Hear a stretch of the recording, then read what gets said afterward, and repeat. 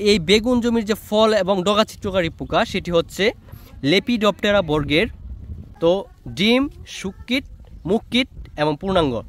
ডিম থেকে ফুটে শুককীট অবস্থা যখন হয়, কীরা অবস্থা আমরা বলি, এই শুককীট অবস্থায় কিন্তু একমাত্র বেগুনের ডগা ছিদ্রকারী পোকা এবং ফল ছিদ্রকারী পোকা ক্ষতি করে থাকে। এবং মুখকীট দশা যখন কাটায়, ওরা কিন্তু মুখকীট দশাটি কাটিয়ে থাকে। এই যে বেগুনের দেখতে পাচ্ছেন যে নিচের যে পাতা দেখতে পাচ্ছেন, শুকনো পাতা, এই শুকনো পাতার মধ্যে এই মুখকীট দশা অতিবাহিত করে বেগুনের ডগা ছিদ্রকারী পোকার 3 নম্বর স্টেজ। এই 3 নম্বর স্টেজে ওরা কোনো ক্ষতি করতে পারে না। তো 4 নম্বর স্টেজ হচ্ছে পূর্ণাঙ্গ অবস্থা। মুখকীট দশার পরে যে পূর্ণাঙ্গ অবস্থা ওরা প্রজাপতি হয়ে উড়ে চলে যায়। যে মুখকীট দশা যদি এখানে কাটাতে না পারে, এই পোকাটি এখানে আসবেই না।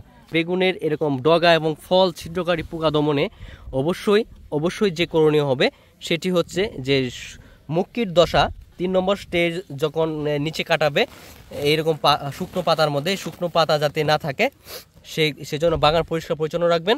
এবং আক্রমণের মাত্রা বেশি হলে ক্লোরান্ট্রানিলিপ্রোল এবং থায়ামেথক্সাম গ্রুপের কীটনাশক আপনারা বিকালবেলা পরিমাণ মতো পানিতে মিশিয়ে স্প্রে করে দিবেন।